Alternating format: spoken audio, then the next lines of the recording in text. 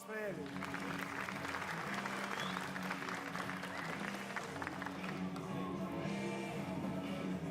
Quero chamar também para fazer parte desse painel Raul Leite, da Red Hat.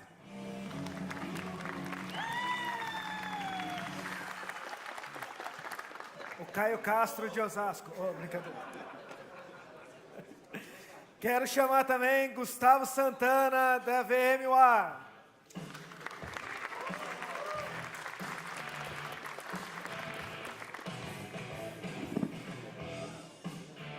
E chamar também André Vasques, da Nuage.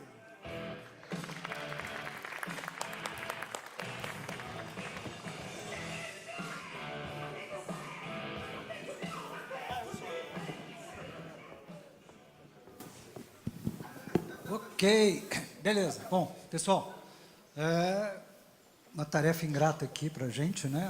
Manter vocês acordados depois do almoço.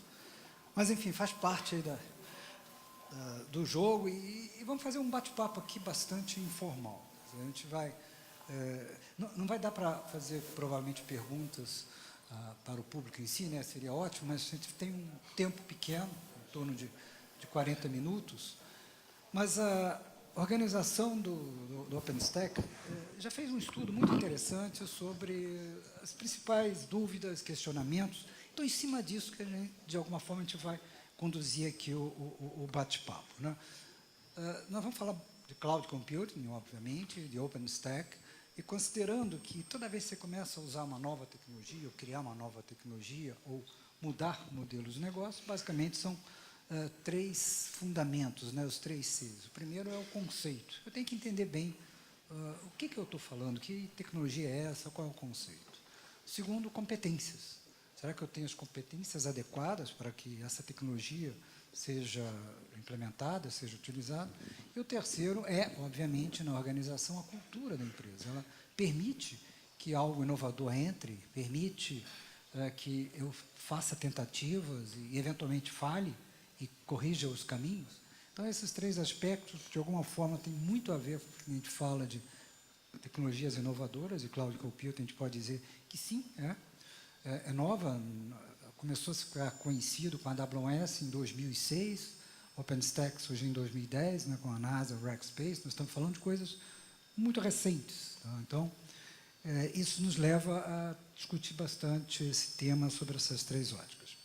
Então, a primeira, nós vamos falar muito nos aspectos conceituais. Quer dizer, embora a gente fale bastante em Cloud Computing, como eu falei, já em 2006, com o lançamento pela Amazon AWS, você vê casos de sucesso como Netflix, Airbnb, diversas outras empresas usando computação em nuvem, mas ainda sentimos aqui no Brasil um certo receio, uma certa, digamos, dificuldade de colocar em prática realmente Cloud Computing. E quando se coloca, há uma tendência a se focar muito na infraestrutura e não olhando todas as camadas possíveis. Então, esse vai ser o nosso primeiro ponto, né? Eu queria, de cada um, do Raul, do Gustavo e do André, vamos seguir essa linha. Qual a percepção de vocês? Quer dizer, ainda existe essa reação, esse temor de usar mais intensamente Cloud Computing, o pessoal está mais focado em virtualização, e se está, o que vocês sugerem que poderíamos fazer para que digamos, esse temor, essa dificuldade fosse vencida? Bom, do meu ponto de vista, primeiramente, boa tarde, agradeço a presença de todos aí depois do retorno do almoço. É uma coisa que a gente estava até conversando ali nos bastidores, mas é algo que isso continua bastante, existe esse temor ainda, por mais que o OpenStack hoje esteja numa versão muito mais estável, mas o software o qual em cada 6 meses é lançada uma nova release, não tem como, ainda mais para nós aqui que estamos acostumados com versões sempre mais, assim, com uma longevidade maior, é óbvio que acaba, quando você vai falar, não, tem uma tecnologia nova que apareceu, mas a cada 6 meses ela muda praticamente da água para o vinho, né? Tem novas features, e como que eu faço, como que eu acompanho isso, né? Então, para você fazer esse depara, requer todo um serviço de bastidor, um serviço de backstage muito bem feito, né? E você tem que saber onde você está pisando. Tanto que, no começo, aí, trabalhando como pré-vendas na Red Hat, viajar daí o Brasil, e também até um pouco fora, a gente vê vários conceitos diferentes, aquilo que você falou de questões de infraestrutura, do modelo de virtualização tradicional, né, sair desse paradigma para entrar para o modelo de infraestrutura como serviço, como OpenStack, de olhar realmente quais são os meus ganhos. Porque, no início, quando a gente começava a falar de OpenStack, a maioria dos clientes, eu quero OpenStack porque eu acho que é legal para virtualizar, porque a NASA usa, a Rackspace usa, eu também quero. E sendo que o problema dele, na real, era a mesma coisa que uma tecnologia de virtualização já resolvia. Então, e não estava sendo muito bem utilizado. Então, o conceito de você saber utilizar a tecnologia da melhor forma possível, eu acho que isso tem que ser meio que intrínseco, né, na gente. Então, assim, o que o OpenStack traz de benefício, na real? Né, essa questão de ele ser modular, de ter todo quebrado, né, em vários modos. Cada empresa que é nicho daquele determinado modo, ela se desenvolve ali o que ela tem de melhor e você consegue fazer toda uma agregação, no final das contas, uma integração. E foi criado no começo esse paradigma, não, nossa, para que eu vou colocar uma tecnologia aqui que, por exemplo, ela não se integra com o meu storage SAN? Tá? Qual que é a proposta disso? Por exemplo, vou trocar um back-end de Cinder por uma máquina que vem com disco na barriga para fazer escalar o CF. Aí o time de storage olhava, pô, mas eu tenho um modelo de provisionar Loom, onde eu tenho lá um painel, que eu faço isso, aquilo, e eu não vou poder mais fazer isso. Você está falando que vai existir um componente onde vai substituir todo o meu trabalho?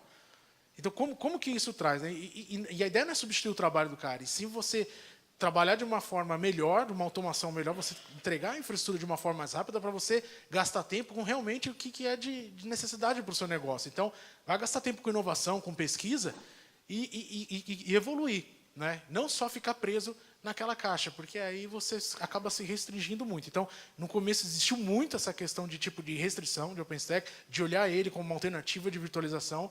Hoje a tecnologia é muito mais estável, né? Para quem já começou a utilizar o OpenStack desde a versão, no meu caso, eu comecei a utilizar já o OpenStack quando era a versão do Diablo ainda, para instalar era um parto e aquilo assustava, criou esse estigma com a tecnologia. Mas hoje você já tem várias facilidades, hoje a gente tem falado bastante de infraestrutura como código, onde você entra, por exemplo, com Ansible e outras tecnologias, Puppet, enfim, para você fazer um provisionamento dessa infraestrutura de uma forma mais automatizada e também eficiente para um controle de atualização, enfim, trazer esse benefício para o cliente final. Né? Então, acho que isso é o grande raio-x da questão aí. Tá? Passar a bola para o meu colega Gustavo. Não sei o que ele pensa. Eu concordo. Primeiramente, aí, obrigado. Eu acho que é muito legal estar aqui. É muito legal também vou tirar uma foto depois para mostrar para minha esposa que realmente a gente está vendo a apresentação aqui. Ela não estava acreditando que no sábado estava todo mundo estudando. Isso vai ser bem legal. Concordo com o Raul. Eu acho que eu acompanho projetos de nuvem privada já há algum tempo. Acho que desde 2008, quando foi o primeiro que eu vi aqui em São Paulo. E o que eu acho mais triste é os projetos começarem sem um porquê. Não tem uma razão clara do que é aquele... Eu já ouvi várias vezes, por exemplo, o pessoal falando, Gustavo, a gente precisa montar uma nuvem aqui. Por quê? Não, porque o nosso CIO fez uma viagem, ele voltou, ele falou que tem que ter nuvem. E, assim, eu acho que já começa errado. Então, assim, eu acho que quando tem um objetivo, já tem algo... a gente precisa desse projeto para ajudar a área de desenvolvimento, para aumentar a agilidade do negócio. Já é um baita diferencial. Né? Há um tempo atrás, em 2015, o Gartner soltou uma pesquisa comentando por que 95% dos projetos de nuvem privada falham. Não sei se vocês já viram isso, é público essa pesquisa.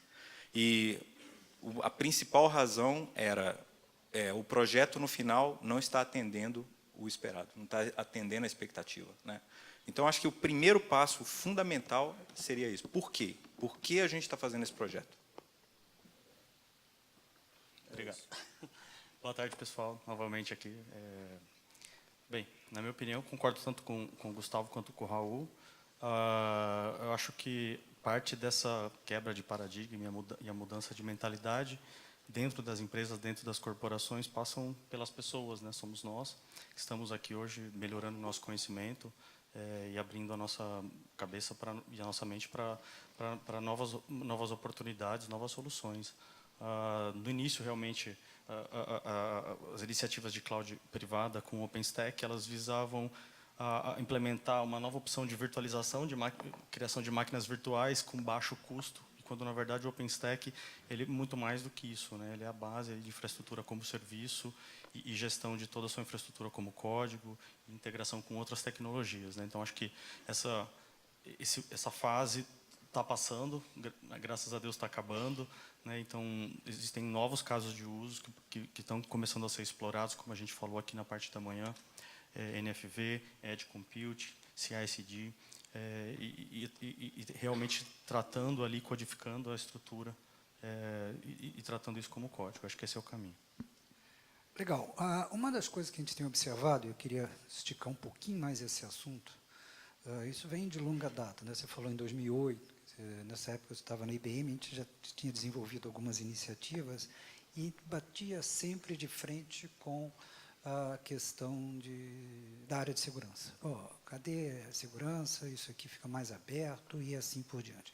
Já tem 10 anos isso e digamos, esse questionamento era muito forte. Eu não sei hoje como está, eu queria ver com vocês se as questões de segurança continuam fortes, se as tecnologias que hoje o OpenStack implementa e as interfaces que permitem desenhar processos mais padronizados, que permitem o sistema de auditoria de ISO, do 27001 e assim por diante, serem colocados em prática, já avançou ou ainda existe muito questionamento de segurança por parte do responsável por segurança, pela auditoria e assim por diante? O que vocês acham disso? Vou começar pelo outro lado agora. Bem, eu acho que, novamente, acho que é uma jornada, mas eu acredito piamente aí que esse tratamento automatizado da infraestrutura através das estratégias de DevOps, como Ansible e outros projetos open source, tem um papel fundamental, né, na questão de compliance e segurança, né? Você reduzir a quantidade de erros humanos através da padronização de processos com código, né? E do ponto de vista de redes, né, que é o negócio da Nuage, o SDN tem um papel também importante para as questões de segurança e compliance, PCI, por exemplo, com visibilidade, microsegmentação, né, com containers, um ambiente agora com containers, cloud pública, cloud híbrida, né, privado e pública, isso se torna um desafio ainda maior do ponto de vista da plataforma. Então, visibilidade, automação e código, acho que são os caminhos aí para a gente conseguir atender os requisitos de segurança. Em relação ao time de segurança, implementação de nuvem, implementação de cloud privado ou multi-cloud, que seja, eu vejo que é uma preocupação talvez até maior que as outras, né? Mas eu vejo aí, tem uma piada, fala que o efeito poste, o efeito street light effect, que é o quê? O bêbado está lá procurando uma chave, aí não está encontrando, aí um policial chega para ele e fala, pô, o que o senhor perdeu aqui? Eu perdi uma chave. Ele está procurando lá. Depois de meia hora, o policial, perdeu por aqui a chave? Estou aqui do lado do poste. Não, eu perdi lá do outro lado do parque. Mas por que você está procurando a chave aqui do lado do poste? Não, porque aqui tem luz. Então, eu vejo o problema de segurança é exatamente isso, porque muitas vezes a área de segurança ela não tem acesso a esses conceitos. Ela não tem acesso aos conceitos de OpenStack, conceitos de multi-cloud. Então, ela prefere ficar onde ela tem mais conhecimento, onde os profissionais têm mais conhecimento. Então, eu vejo, talvez, aí uma responsabilidade da comunidade OpenStack, da comunidade nuvem, uma responsabilidade quase educacional. Se a gente quer que um projeto esteja alinhado com as políticas de segurança da empresa, muitas vezes explicar esses modelos de abstração para essas equipes de segurança, que muitas vezes eles não têm. Eles estão acostumados com ferramentas físicas, ferramentas estáticas, e se eles não aprendem novos modelos, eles vão continuar implementando com as ferramentas que eles conhecem. Bem colocado, Gustavo. Acho que, até dando um complemento ao que eles... Pegando um pouquinho de que cada um falou, olhando o lado do lado da Red Hat, né, e não só do lado da Red Hat, mas o nosso ponto de vista com relação à segurança do que a gente escuta, principalmente de mercado, é sempre esse ponto.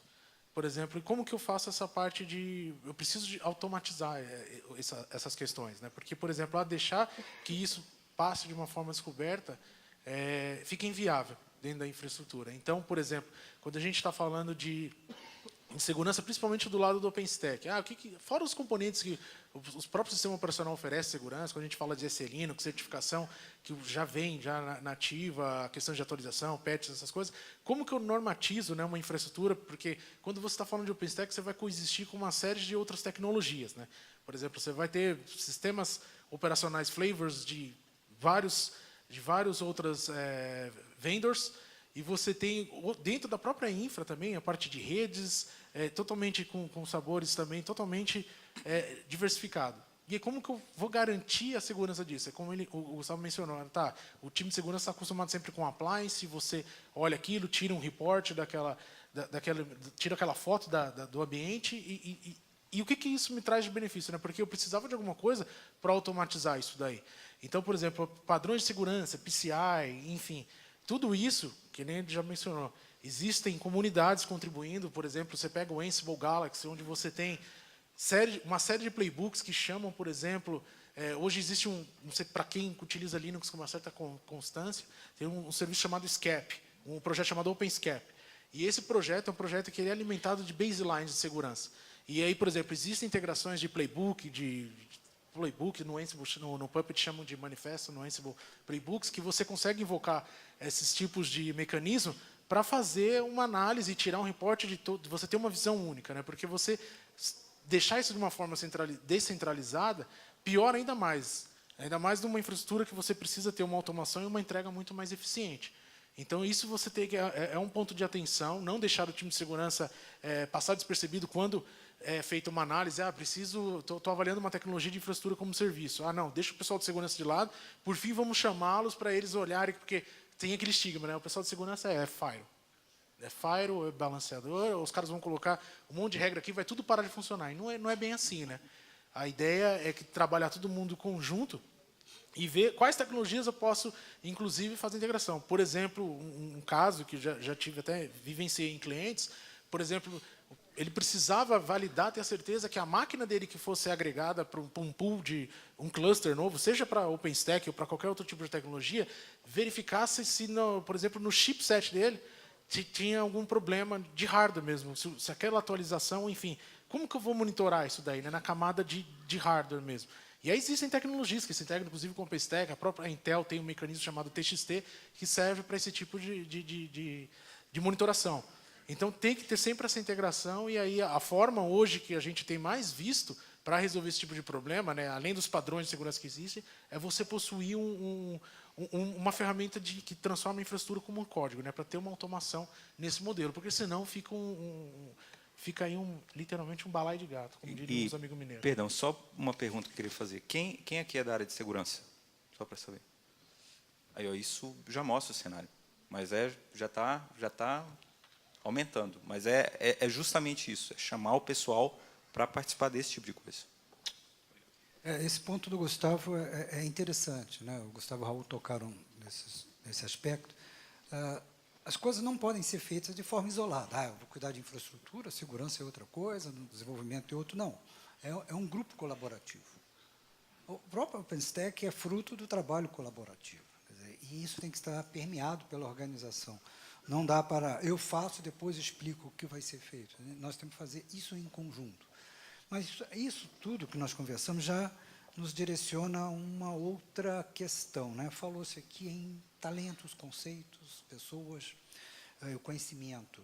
E aí vem um questionamento que a gente tem encontrado. O nível de formação de profissionais.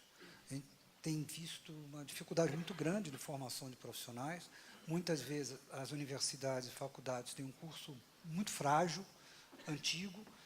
O MEC leva, digamos, ciclos demorados demais, longos demais para atualizar os currículos. E isso faz com que você tenha poucas pessoas capacitadas e você tenha que arcar com uma série de treinamentos e cursos que, eventualmente, poderia ter uma base no sistema universitário e não tem. E essa pergunta eu queria ver a opinião de vocês, se vocês têm enfrentado dificuldade na contratação de talentos, na identificação e contratação de talentos, e principalmente na retenção, porque no mercado escasso, a lei de procura e oferta vale muito, e se você tem um cara muito bom, ele vai ser visado por outra empresa, assim por diante. E o que vocês estão fazendo para minimizar esse efeito da escassez de talentos. Quem começa? Gustavo, quer começar? Posso começar? Tranquilo. Posso dizer que, quando a gente está falando principalmente de projetos de nuvem, é interessante observar como a origem de cada um dos profissionais é diferente. Às vezes tem gente que começou em redes, às vezes tem gente que começou em segurança, outras pessoas começaram em desenvolvimento. E eu acho que, você comentou o MEC, né? Eu acho que a educação ela está saindo do modelo, sei lá, waterfall, de primeiro ano, segundo ano, estágio, e a gente está indo para o modelo agile. A gente está indo no modelo de, olha, eu tenho os conceitos básicos das tecnologias que precisam ser integradas, agora eu preciso estudar e aprender sozinho. Eu preciso experimentar, eu preciso errar, né? Então, eu vejo que as boas empresas que estão criando esses talentos, aí, principalmente para a comunidade OpenStack e para a nuvem, elas estão deixando os profissionais tentarem, errarem, descobrirem e muitas vezes traçarem o currículo que eles acham que faz mais sentido. Quando você dá essa liberdade para um grupo de engenheiros, normalmente eu vejo bons resultados e a gente aumenta também a retenção, porque esse grupo é um grupo muito criativo, é um grupo que quer inovar. Então, se você dá espaço para a inovação, eu acho que você tem a tendência de deixar engenheiros relacionados com projetos de nuvem satisfeitos. É o que eu vejo. Deixa eu interromper aqui. Esse é um cenário ideal, mas você está vendo isso na prática nas organizações? Eu comentei só sobre a VMware, né? Nas organizações, não. Eu acho que as organizações elas ainda estão seguindo um modelo clássico de contratação. Eu vi uma vez uma descrição, a gente está querendo um engenheiro que tem que saber, parece uma RFP de operadora. Assim, cara, você vai contratar onde, né, essa pessoa? Ou é um grupo que vai compartilhar o salário? Não sei como vai ser. Então, assim, eu acho particularmente mais fácil você desenvolver talentos internos que já conheçam os silos diferentes da sua empresa para eles começarem a trabalhar a ligação entre os silos. Eu acho que é mais interessante você investir internamente nisso, você ter um projeto específico de nuvem. Não sei se eu respondi. Eu enxergo um pouquinho, compartilho da opinião da questão da agilidade que a gente tem visto, principalmente do pessoal que tem saído da universidade. Acho que falta bastante ainda a presença da comunidade em geral, não de OpenStack, mas em geral dentro das universidades. Acho isso que falta desde a época que eu estudava. Era uma coisa assim que o cara, se quisesse se desenvolver com tecnologias open source, modelo colaborativo, era uma coisa que tinha que estar mais intrínseco. Tinha que ser mais da vontade da pessoa do que realmente você ter um patrocínio. Tanto que você chega numa universidade, logo no primeiro dia de aula, qualquer universidade fala, vocês têm acesso ao pacote completo ao Microsoft, né? Então, você olha, mas em contrapartida, com as tecnologias de comunidade, são poucas pessoas, não existe aquele evangelismo dentro das universidades. Claro que algumas específicas tratam isso de uma forma melhor, mas eu vou colocar até um exemplo na prática, né? Porque, por exemplo, hoje na apresentação nossa em conjunta com o Itaú, vocês viram o penúltimo slide que eles colocaram lá, né? Pedindo contratação. Então, não está fácil achar gente. Tá? E é gente boa. E o que eu vejo da molecada que está saindo das universidades, assim, desse conceito que o Gustavo colocou, Agile, tudo é para ontem, aprende muitas coisas, mas eles não têm a base.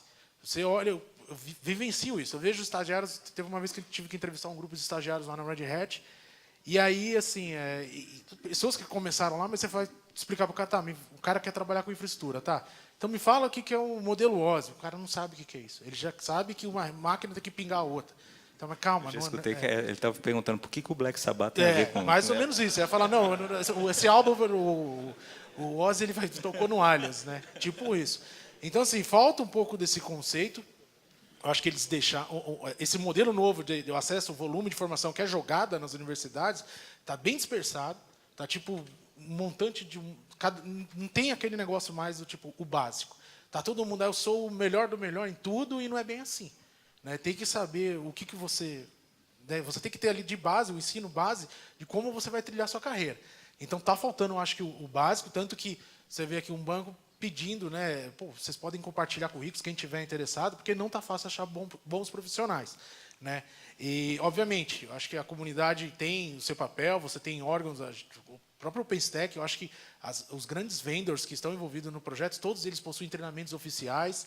Enfim, eu acho que falta mais uma parceria entre mundo acadêmico e corporação, né, o modelo enterprise, para desenvolver isso melhor ainda. Na Red Hat a gente tem essa estrutura lá, e tem tentado cada vez mais, mas existe até uma restrição das próprias universidades. Tá? Não é fácil você penetrar dentro de uma universidade para conseguir desenvolver esse tipo de cultura dentro. Então, tem gente boa para reter esse pessoal. É algo que, assim, é aquilo que todo mundo é o básico. Né? Desde que você tenha algum plano de benefícios, reconhecimento e crescimento profissional e educacional dentro de qualquer companhia, isso é bem visto. Então, isso continua sendo trivial. Eu acho que para qualquer organização isso é o desejado, mas achar gente não está fácil e a gente tem vivenciado isso não só dos clientes, mas dentro da própria corporação.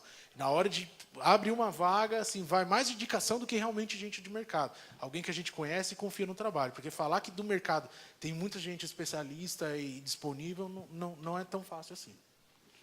Bem, concordando e discordando em alguns pontos também com os dois. Realmente, assim, esse tipo de contratação e busca por profissional ali, como uma RFP no anúncio no LinkedIn, mostra ainda essa mudança aí de paradigma ali de como as empresas contratam serviços com os fornecedores, de como elas buscam os profissionais. Então, a questão da base na universidade é importante. Eu conheci a camada OSI, mas eu acho surreal hoje em dia, ainda dentro de um processo seletivo, algumas empresas, e eu passei por isso, você vai fazer uma entrevista e o cara te pergunta quais são as LSAs do SPF. Cara, eu não sei. Em 15 segundos eu sou CCIE e não lembro. Mas em 15 segundos eu tenho isso no Google e vamos para frente. Eu sei caso de uso, eu sei o que eu quero, sei quais são os objetivos do projeto e as microinformações ali, os detalhes, não me importa. Então, acho que a base é importante, mas você tentar explorar, você tem que reconhecer as competências, né? Isso vale para você buscar candidatos e profissionais internamente dentro da empresa. De repente, você tem um cara ali dentro que tem competências e tem vontade de aprender novas tecnologias, esse é o cara. Tá? E não importa se ele sabe Python, se ele já trabalhou com OpenStack, se ele sabe mexer com AWS, esse cara tem competências, ele tem skill para aprender coisas novas e rápido. Ele é ágil e ele tem interesse. Daí vou ao terceiro ponto, que é o pessoal de cada um de nós. Muitos aqui, hoje é sábado, muitos aqui não estão por iniciativa da sua empresa, são por iniciativa pessoal. Eu acho que isso é o que conta para você se transformar como profissional e se preparar para uma nova era. Esse ponto que todo mundo concordou, acho que é importante. Eu vou trazer um pouquinho de fora aqui do dia a dia, mas uma das minhas atividades, né, é investir em startups. A gente tem na Kik, por exemplo, mais de 70 startups investidas. E o que a gente analisa quando eu já participei de mais de... Semana retrasada foi a 102ª banca de avaliação.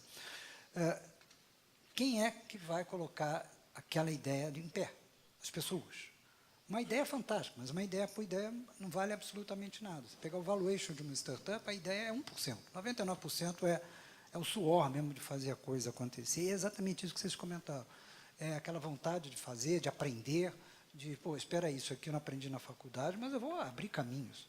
A internet está cheio de coisas. Os fornecedores oficiais têm muita tecnologia e tem muito material. Você assiste curso no Udemy, no Coursera, quer dizer, então vai depender de cada um.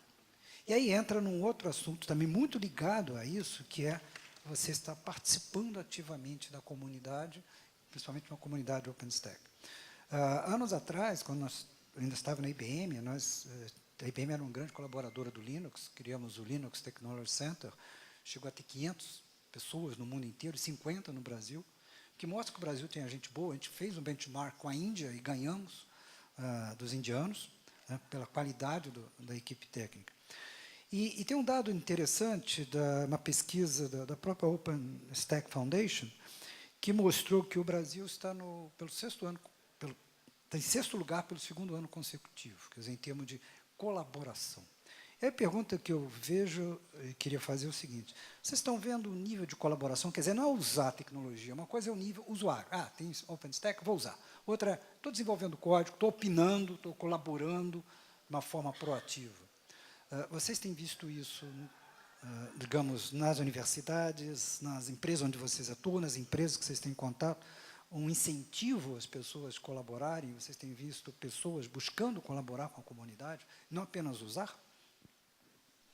Eu acho que sim, né? No meu ponto de vista, eu vivo isso, né, diariamente, e o pessoal falando assim, cara, eu estou com um problema no Keystone, e o pessoal que corrigiu o código da minha tecnologia é uma galera, me apresentou, e as pessoas que eu nem conhecia daqui do próprio Brasil, um grupo de, acho, meia dúzia de universitários, e que os caras, assim, eles conheciam muito de segurança, e principalmente essa parte de autenticação, um conhecimento muito legal, mas era aquilo que a gente acabou de falar aqui, né? Era muito da pessoa mesmo, do interesse de cada um, de trilhar o seu caminho, e você vê que existe, sim, essa galera, vamos chamar assim, de underground, né? No behind the scenes, mas não que eu vejo tão forte as empresas forçando isso, tá? As outras, assim, as companhias, não como um todo, não vejo tanto a presença delas nesse meio acadêmico. Tanto que, assim, os caras estão aqui no Brasil e eu não sabia que eles estavam atuando no projeto. Para você ver, não existia um plano de comunicação,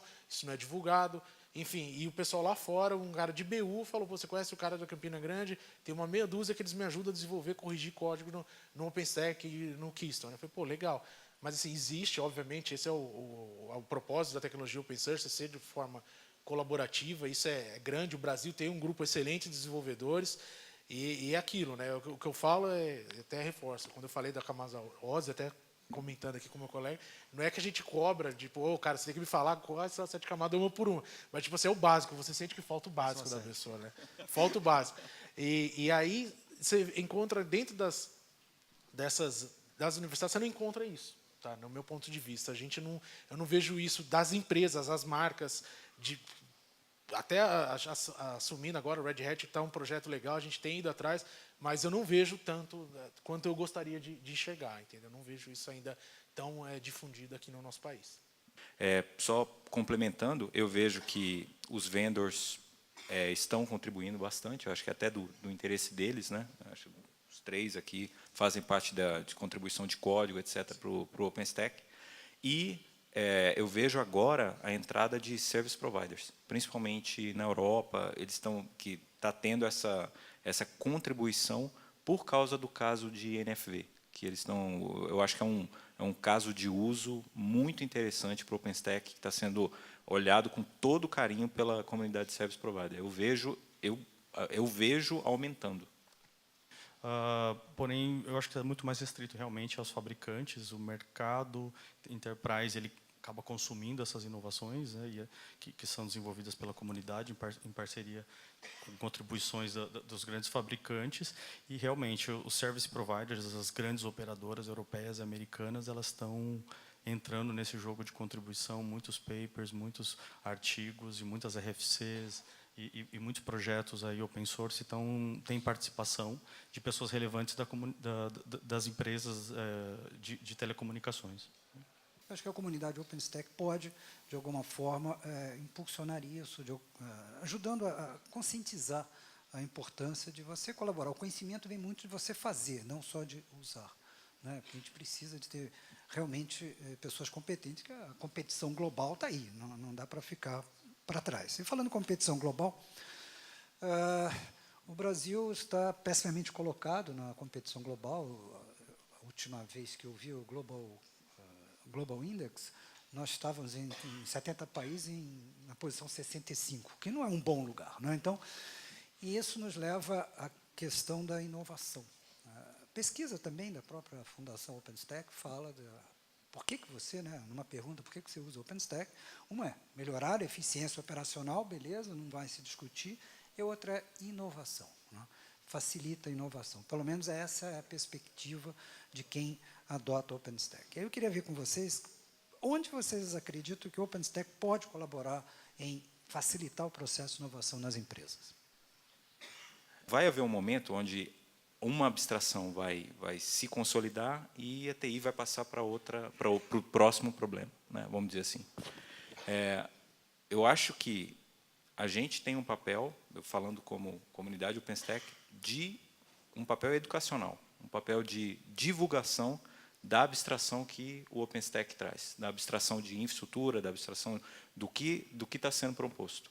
Então, eu vejo que muito da falta de inovação que a gente vê aqui do país é a gente cair dentro de um projeto, comparações de tecnologia em cada uma das pequenas partes dos silos do projeto, e não falar do projeto como um todo.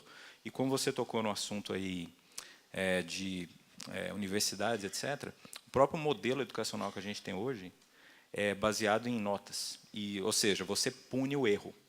Então, o que você está criando? Você está criando uma comunidade de engenheiros que tem medo de errar. E, para inovar, é justamente o contrário. Não existe inovação sem erro. Então, a coluna vertebral do engenheiro que está saindo hoje das universidades brasileiras é uma pessoa que teme, né? Então, assim, vai ser necessária uma mudança. Eu não esperaria essa mudança de curricular. Eu esperaria algo nosso junto às universidades. Só posso fazer uma outra pergunta? Quem já fez uma apresentação de OpenStack em alguma universidade aqui? Aí, é isso. Eu acho que esse tipo de coisa, 1 hora que você dedica, que você muda a vida de várias pessoas, né? Pronto. Eu acho que a questão da inovação no mercado corporativo, as empresas, realmente existe uma pressão de custo, de time to market, que é complexo, né? Então, acho que muitas vezes no Brasil e na América Latina nós somos engolidos pelas pressões comerciais e as áreas de R&D e desenvolvimento de novos produtos, elas ficam pressionadas por soluções prontas, easy to consume, fácil de consumir e que tenham um tempo de chegada no mercado mais rápido.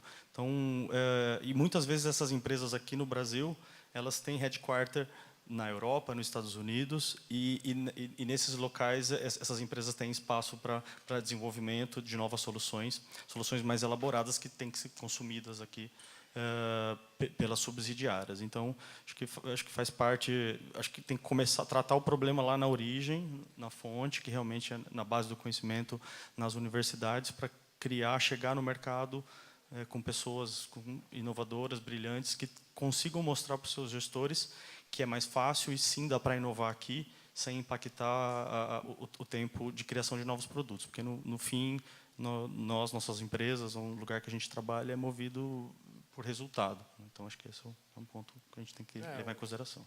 A questão, por exemplo, um exemplo clássico da Blockbuster, né? Uma empresa que ficou lá atrás no passado, tinha todo aquele glamour de você ir na locadora final de semana, ir lá, vou alugar um filme, vou comprar pipoca. Tinha até os combos, né? Não sei se todos são da minha época, né? Que eu já sou um pouco velho, né? Só não fiquei no sol, como muita gente há muito tempo, e ficou. Mas, enfim. E aí, a Blockbuster, ela ficou muito restrita a querer inovar. Teve a questão do Netflix, que já na época já estava alugando e fazendo delivery de filme na casa das pessoas, mas eles, lá no passado, eles propuseram fazer uma integração alimento, e eles, não, eu vou ficar na minha e vou continuar nesse modelo, porque é um modelo que atende, um modelo bilionário, o qual eu vou conseguir manter no mercado. E o que é Blockbuster hoje? Simplesmente, isso são outros exemplos, né? Vai para o Uber, vai para o Netflix, entra em todos os outros serviços. Então, assim, e aí onde o OpenStack entra, né? O OpenStack entra exatamente com o que um pouquinho cada um falou. Você ter velocidade para não se preocupar com coisas que são triviais na infraestrutura. Então, hoje, a velocidade com que a gente tem que entregar a infraestrutura não é mais aquele modelo antigo, onde a gente tem que perder dias, semanas para provisionar uma máquina no servidor. A gente tem que ter uma infraestrutura automatizada, onde o desenvolvedor tem acesso e consome aquela máquina. Você vai ser provisionado num container, numa máquina virtual, pouco importa. O importante é a velocidade no deployment, no provisionamento, para que ele tenha aquilo o mais rápido possível, para que ele se preocupe realmente com a inovação e que aquela aplicação que precisa ser desenvolvido o quanto antes, para você não perder tempo de concorrência de mercado, né, e atingir o time to market o mais rápido possível. Eu acho que essa é a mensagem. Nós estamos aqui com pouquíssimos segundos, mas eu vou ultrapassar 1 minuto, porque acho que nós estamos com 3 feras de Cloud Computing e OpenStack. Eu gostaria que vocês dissessem numa frase para o pessoal como se tornar uma fera em Cloud Computing e OpenStack como vocês. Que dica vocês dariam? Cara, eu acho que, começando aqui, eu acho que é muita dedicação.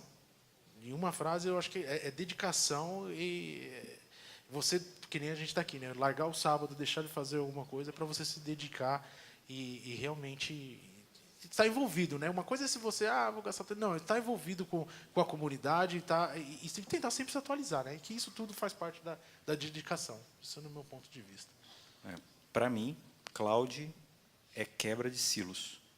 É você ter empatia com outras áreas que você talvez não tenha conhecimento, estudar os conceitos daquela área e saber a linguagem daquela área. Para mim, me deram esse conselho, eu acredito bastante nele.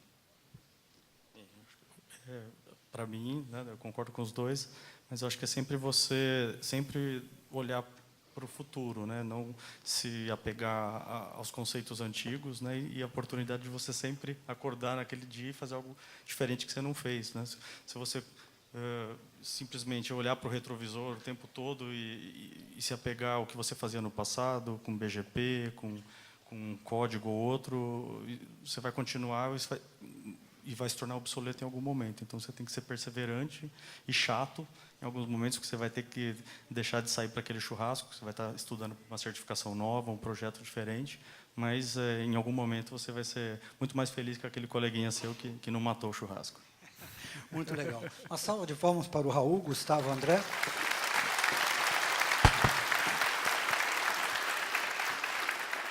E para vocês também, né? Vocês estão aqui também, aplaudindo eles, então, salva de palmas para vocês. E muito obrigado a vocês que contribuíram muito, acredito, eu aprendi bastante, e eu tenho certeza que vocês também. E vamos em frente, tem mais coisa aí pela frente. Obrigado a todos vocês e obrigado a vocês.